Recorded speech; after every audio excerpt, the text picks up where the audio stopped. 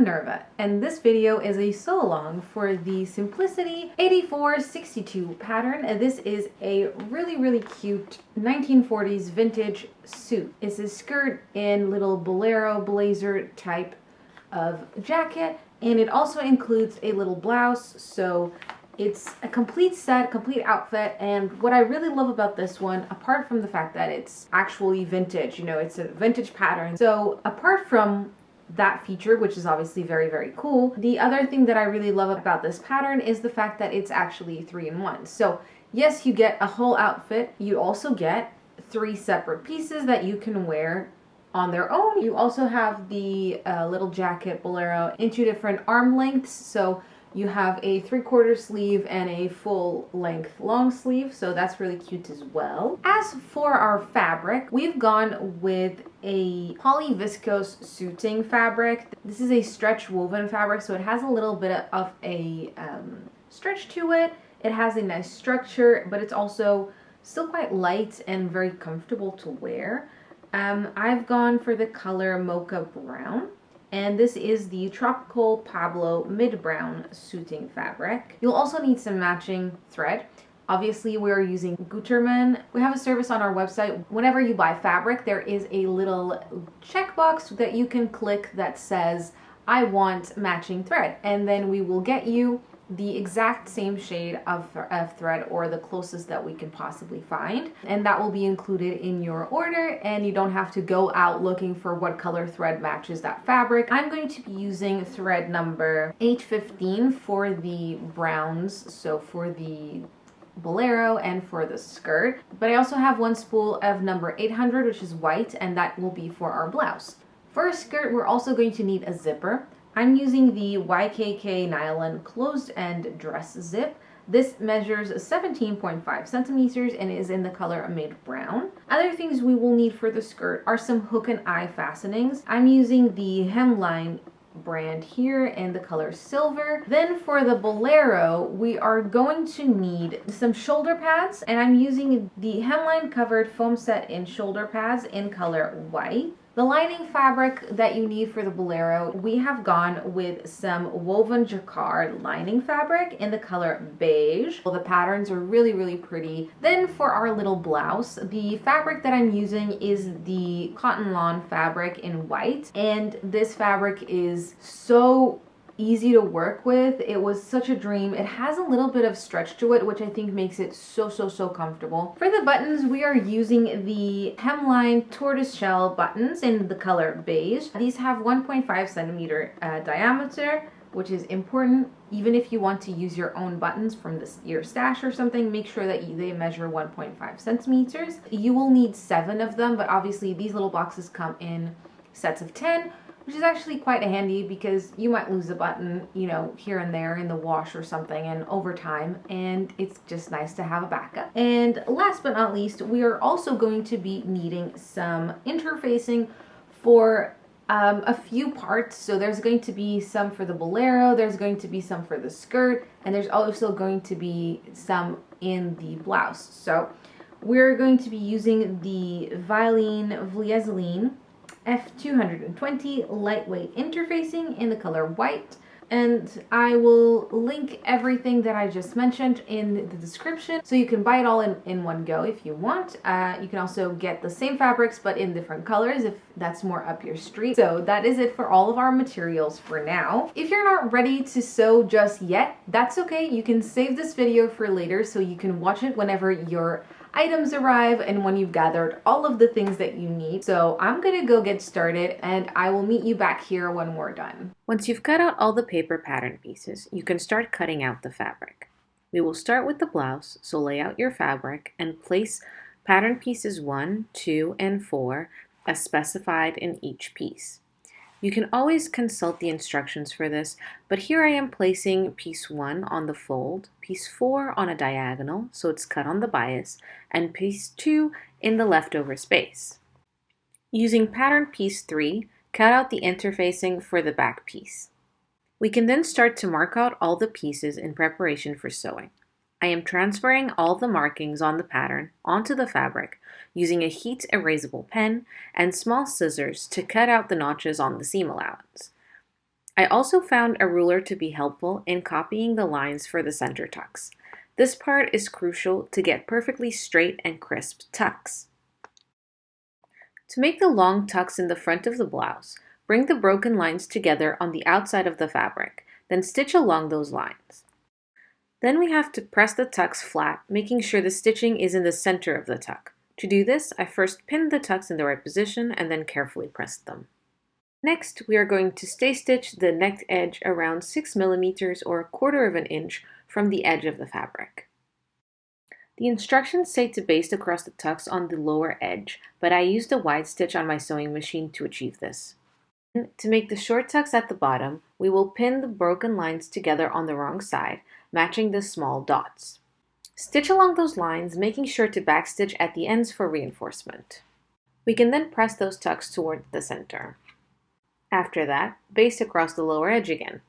We can move on to make the darts next.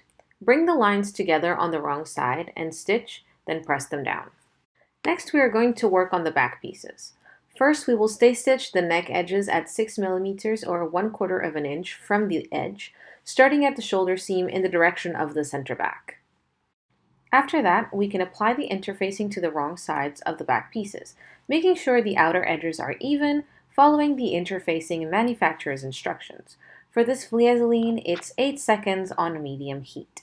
To finish this seam, we are going to stitch 6 millimeters or 1/4 from the edge, then turn that edge over to the wrong side along the stitching and stitch again over the edge. Then, to make the tucks at the back, we will repeat the steps for the tucks in the front piece. Bring the lines together and stitch, then press. After that, we can pin the back and front pieces together at the side and shoulder seams with right sides together. Stitch the pieces together and then use your preferred method of seam finishing. To form the facing on the back, turn the back edges to the outside and stitch that at 1.5 centimeters or 5/8 of an inch from the lower edge of the facing, where the hem will be. Then, trim the facing close to the stitches, and finally, trim the garments to within that same 1.5 centimeters or 5/8 of an inch of the inner edge of the facing. Next, we can turn the facing back to the inside and press up the hem and stitch that in place. After that, take the neck binding piece and press under 1 centimeter or 3/8 of an inch on the unmarked edge. Then, with right sides together, pin the binding to the neck edge, making sure to match the centers and small dots at the shoulder seams. Keep in mind that the binding is meant to extend 1 centimeter or 3/8 of an inch beyond the opening edges. We can then stitch that down in a 1 centimeter or 3/8 of an inch seam, stretching the binding to fit. Trim that excess fabric near the stitches.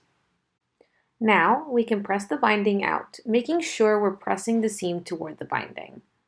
Next, we can turn the pressed edge of the binding to the inside so that it encases the raw edge and just covers the stitching. We will pin that in place on the outside so we can top stitch the binding close to the seam from the outside, stretching the bind to fit if necessary and catching the pressed edge on the inside. I find it easier to press the binding in place before pinning to get a better finish. Next up, we can finish the armhole edges in the same way as the hem. I trimmed the edges with my pinking shears, then folded the seam allowance in and pinned it in place. Lastly, I stitched it all in place. The final part of the blouse is of course the buttons, so we can mark the buttonholes in the left back piece using our buttonhole guide.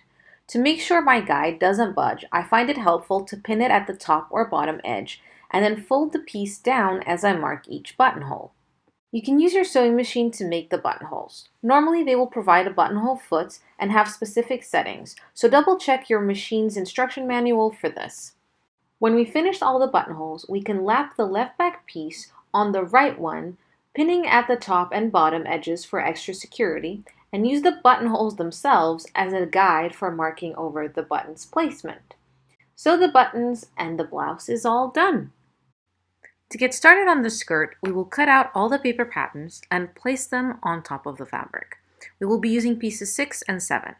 Due to the size of the skirt pattern pieces, you may need to lay your fabric down in a single thickness or without folding it in half, and cut out 2 pieces instead of 1. It's important we cut the fabric in the correct direction, so consulting the instructions might be handy to double check your pattern pieces are laid out on the fabric correctly.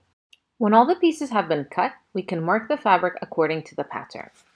We will also need to cut out some interfacing using pattern piece 7.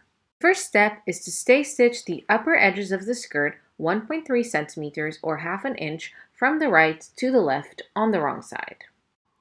Then, with right sides together, we can stitch the side seam.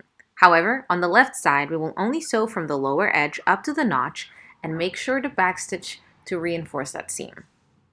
To finish, we can trim those seams with the pinking shears and iron the seams open. Next, we are going to press under 1.5 centimeters or 5/8 of an inch on the left front opening edge and 1.3 centimeters or half of an inch on the left back opening edge. The front opening will hide the zipper and the back one should be tucked on the inside of the garment. To attach the zipper, first we're going to pin the left back edge to the zipper tape, right sides together, ensuring the pressed edge is close to the zipper teeth and that the tab end of the zipper is 2.5 centimeters or 1 inch below the upper edge. Then we can stitch that close to the pressed edge. Using an adjustable zipper foot might be helpful if you have one. We can then pin the left front edge to the zipper tape, lapping the left front 3 millimeters or 1/8 of an inch over the left back. Then, baste it 1 centimeter or 3/8 of an inch away from the pressed edge and 6 millimeters or 1/4 of an inch below the end of the zipper. We can then use the basting as a guide for our stitches, making sure to pivot to form square stitches across the lower end. However, what I ended up doing was, instead of following that instruction, I sewed the zipper on straight away to the little edge and then followed the zipper as a guide to my top stitching. If you are a beginner, I would recommend that you follow the instructions in the pattern. However, if you're more advanced like me, then maybe you can do it like I did. Finally, we can press that all in place for a crisp finish and pink the seams for good measure. After that, we will be applying the interfacing to the waistband using the same method as for the blouse. We then have to press 1.5 centimeters or half of an inch of seam allowance under on the long unnotched edge of the waistband, and I find using a scrap piece of cotton fabric over any exposed interfacing bits helps to keep my iron nice and clean. And another tip is to use clover clips to keep the edge folded over the correct amount before you're actually ironing it. Then, with right sides together, we can pin the waistband to the skirt, matching the centers and placing the inner small dot at the right side seam and the outer small dot at the left back opening edge. The waistband will extend 3.2 centimeters or 1.25 inches beyond the left back opening edge, so don't worry if it looks like there's too much fabric. We can then stitch that down, clipping the skirt to the stitching if necessary. Next, we can trim that seam to 6 millimeters or 1/4 of an inch, but leaving the left back end of the waistband extension. Then we will press that seam towards the band. Now we're going to fold the band with right sides together and stitch across the left front end of the band. Then we're going to turn the left back end of the waistband seam allowance down and open out the pressed edge so that the raw edges are even. We can go ahead and pin that in place and then stitch the ends along the seam line, taking care to avoid the zipper teeth. Next, we're going to turn the ends right side out, and on the inside, pin the finished edge of the waistband 3 millimeters or 1/8 of an inch over the seam, making sure to match the centers. However, make sure to place the pins on the outside so that we can top stitch in the groove of the waistband seam while catching the finished edge on the inside. Now, lap the ends of the band and figure out the placement for the hook closure, then stitch that down. As you may have noticed, we cut the skirt fabric on the bias. And bias garments have the tendency to stretch in some areas, and this would result in an uneven hemline. To avoid this, we're going to hang our skirt overnight and allow the fabric time to settle in. If you don't have a dress form, you can also just hang the skirt up in a coat hanger. The next day, remove your skirt from its hanging location and mark the length of the hem. If necessary, trim the depth of the hem evenly, allowing 3.2 centimeters or 1.25 inches for the hem. Then we can turn up the hem along the marking and pin that in place. You may baste this if you like, but I decided to skip that step. Next, we are going to slip stitch the hem in place, taking care to ease in the fullness as we go. We can then get started on the bolero. First, we must lay out the paper pattern pieces over our fabric. It may be helpful to press the fabric before you cut to ensure you get better results. I'm going to be making view C, which is the longer sleeve version. We will need to cut out pieces 8, 9, 10, 11, and 14 from our outer fabric, pieces 12, 13, and 14 from our lining, and pieces 10 and 11 from the interfacing. Once all the fabric has been cut out, we can proceed to transferring the pattern markings onto the fabric. You may be tempted to skip this step, but it's a crucial one to achieve professional looking garments, so it's well worth the trouble. To reinforce the inner corners of the front sections, we are going to stitch along the seam line for 2.5 centimeters or 1 inch on either side of the small dot. Then we can clip the seam allowance at the inner corners to the stitching, but being careful not to cut through those stitches. The next step on the instructions is to make the darts of the front pieces. Personally, I find it easier to make all the darts of all the pieces in one go because I don't like doing it, so that's what I will do here. Then, with right sides together, we can stitch the center back seam of the front extension. We have to reinforce the back pieces too, so we're going to stay stitch the neck edge of the back pieces 1.3 centimeters or half of an inch from the edge, from the shoulder seam to the center back seam. Now, because we've already made the darts, we can stitch the center back seam of the back pieces with right sides together. To make future steps easier, we can also go ahead and clip the neck edge to the stitches along the curves. Then, with right sides together, we will pin the front to the back at the shoulders and the back neck edge, making sure to match the centers back and the small dots. This is definitely one of the trickiest seams in the bolero, so definitely take your time, pin as much as you need, and make sure that you're taking it slow and doing it properly. We can then carefully stitch, pivoting with the needle in the fabric at the small dots. Next, we will trim back those seams, clipping the curves as we go, and then we can press the shoulder seams open, pressing the back of the neck seam toward the collar. After that, we can pin and stitch the side seams and finish those seams as well. Now, to ease the top of the sleeves between the notches, we can stitch along the seam line and then again 6 millimeters or 1/4 of an inch inside the seam line using long machine stitches. Once that's done, we can also go ahead and sew the underarm seam. Then we can turn the sleeve right side out, and while holding the bolero wrong side out with the armhole facing us, we can pin the sleeve to the armhole edge with right sides together, ensuring all the notches, dots, and seams match. We can pull up the ease stitches to get the perfect fit. You may baste this in place if you wish, but I went straight to stitching. We will repeat the stitches again 3 millimeters or 1/8 of an inch from the first stitches. After that, we can trim the seam allowance and press it to shrink out the fullness. At this point, we want to try on our bolero and figure out the placement of the shoulder pads. When you find a fit you like, pin them in place. We will also take this opportunity to mark the length of the sleeves. When you're happy with the fit, remove the bolero and we can then catch stitch the shoulder pads to the shoulder seams. Now we can press up the sleeve hem along the marking. After that, we're going to mark the depth of the hem and trim the leftover evenly. Lastly, you may catch stitch the hem in place, but I went ahead and top stitched it.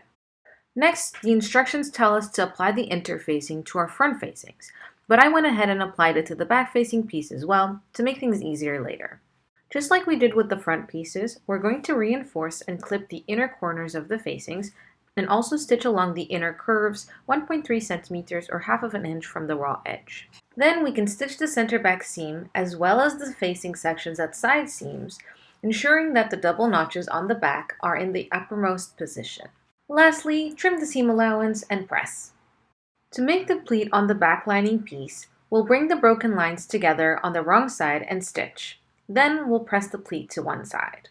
After that, we'll stitch 1.3 centimeters or half of an inch from the back neck edge and clip the fabric to the stitches along the curves. Now, with right sides together, we can stitch the side seams of the lining section. Then, with right sides together, we'll pin the facing to the lining around the front and lower edges, making sure to match the centers, back, and side seams.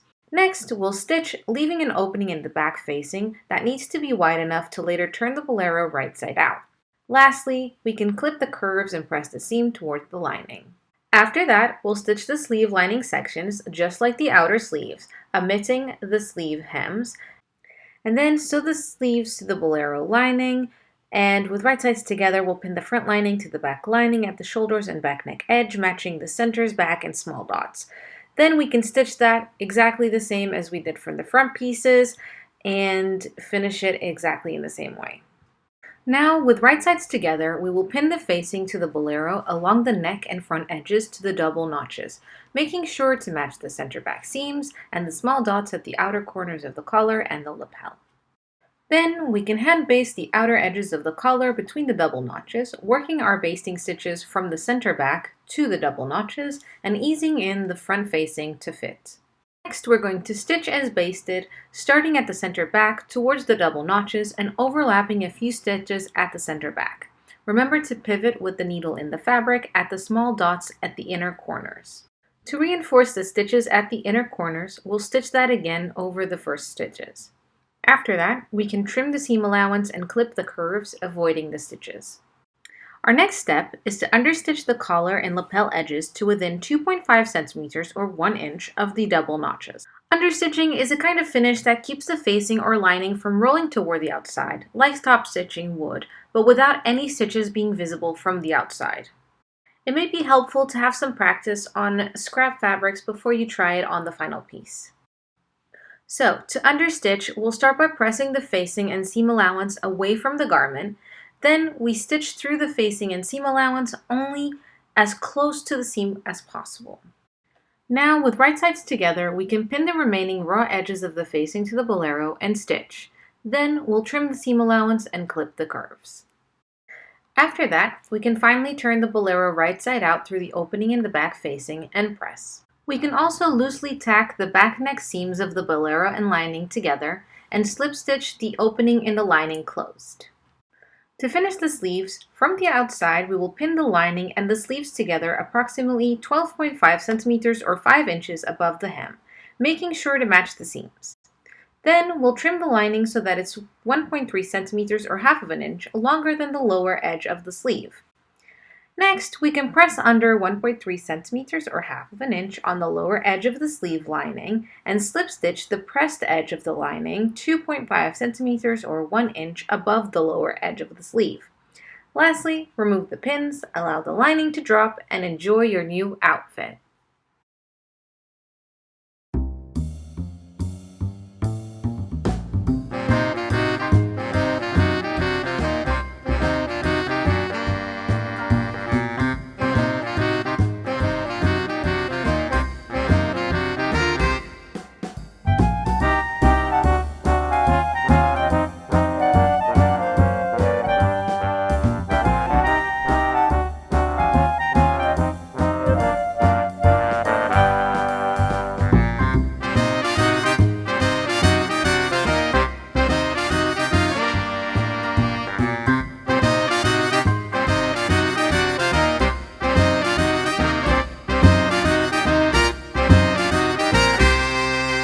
So, we're finished. I think this is such a cute turnout.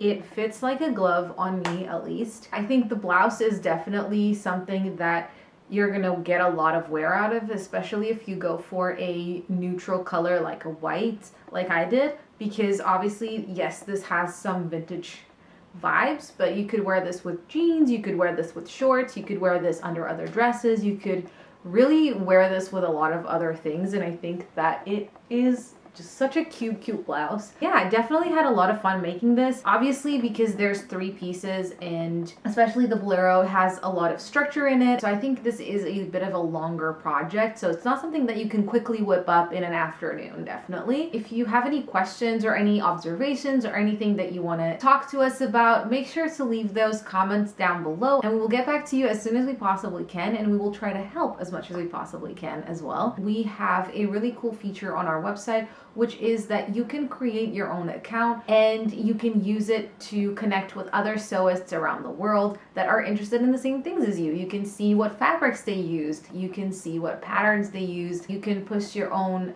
photos of things that you've made. So definitely, if you create this outfit, make sure to upload those photos and tag us in them, because we would love to see them. It makes my day to see you guys recreating the things that we make. It's completely free, so there's no cost to you, and it's a really good way to meet fellow sewists. So definitely make sure you sign up with that. Thank you so much for watching and sewing along with me, and until next time, bye!